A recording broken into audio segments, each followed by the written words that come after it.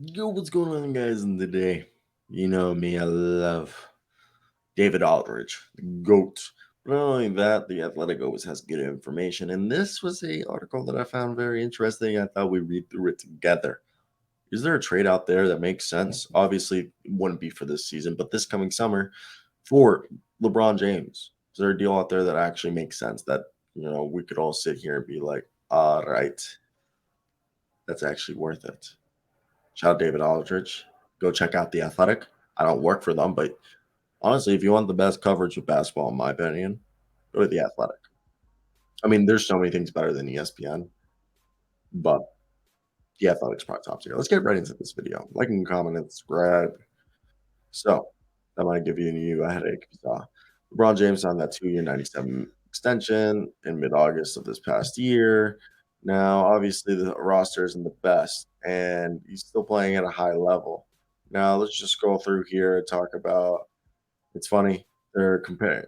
David Aldridge does a great job of comparing him to Alex Ovechkin, who's on his way to being Wayne Gretzky's all-time NHL record for goal scorer, and then even James and Tom Brady. But is there even though James is playing like he's 28, he's 38, averaging 29.1 points, 51% shooting, along with 8 rebounds and 7 assists, basically. This guy's ridiculous. So let's start eliminating the way too obvious for LeBron James teams: Detroit, Orlando, Charlotte, Oklahoma City, Houston, and San Antonio.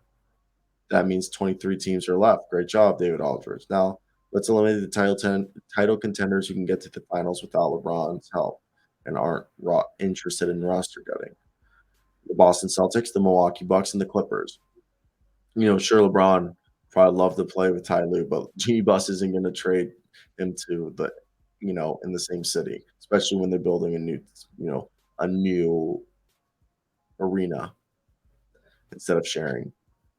Next, eliminate the maybe interesting teams but far from contending squads. So Sacramento Kings, Indiana Pacers, the Utah Jazz, the Portland Trailblazers, Toronto Raptors, the Washington Wizards.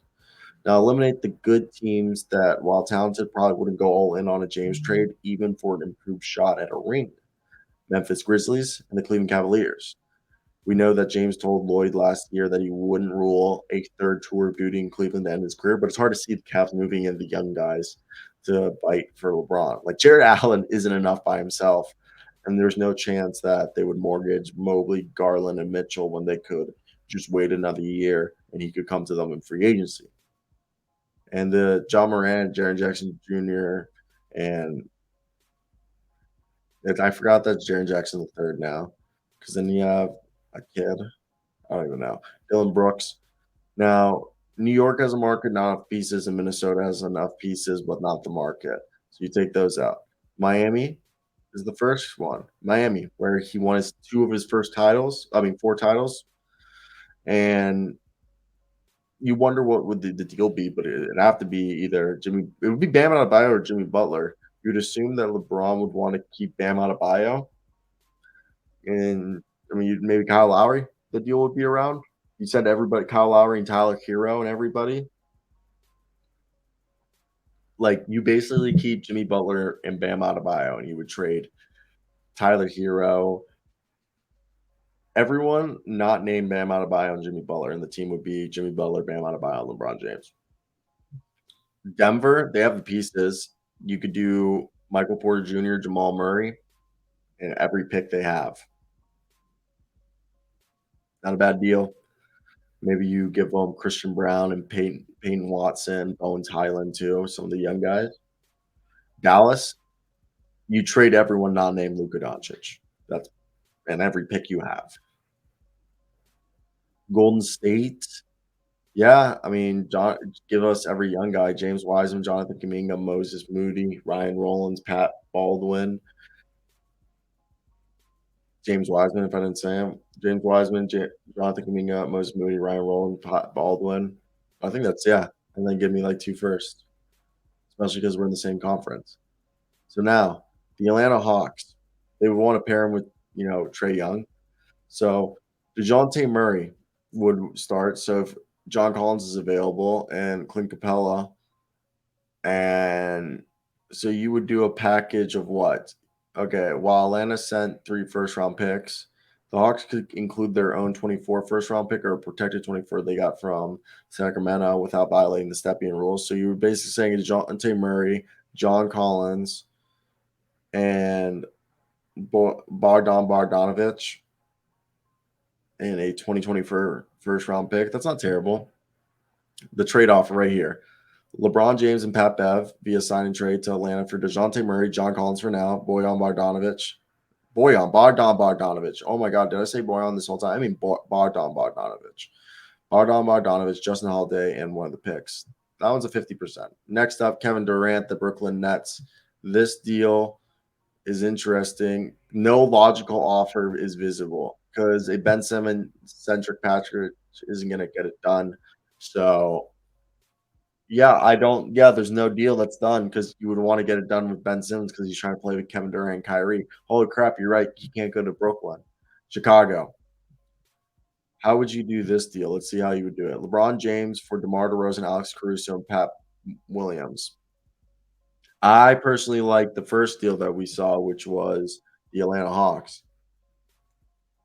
The Pelicans. How would you do a Pelicans deal? Brandon Ingram, Devontae Graham, and the reacquisition of the 2024 first round pick. That's terrible. I'm not trading LeBron James for Brandon Ingram. I want Brandon Ingram and like Herb Jones, bro. That's a terrible deal, David Aldridge. All right, the Sixers. LeBron James to Philadelphia for Tyrese Maxey, Tobias Harris, Matisse Thybulle, and 3 second-round picks. Fuck no.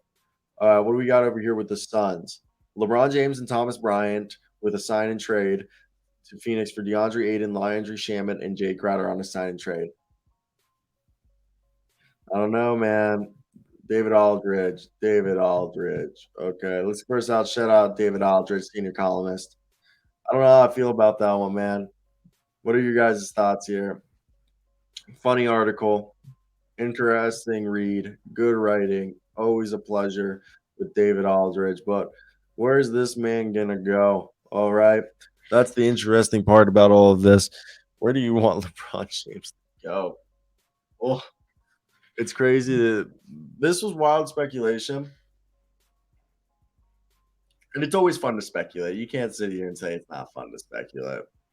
But at the end of the day, I don't know what was the right thing to think right here as I finish my coffee. Well, guys, I hope you guys did enjoy this. Like, comment, subscribe. I'm gonna eat a mango slice and finish uploading these YouTube videos. But oh, hope you guys did enjoy it. Mango slices are weird. The first bite's always like not enjoyable, but then the more you get into, you're like, "This is pretty good." I think it's the texture that throws you off. Yeah, I think that's it. I think it's the texture.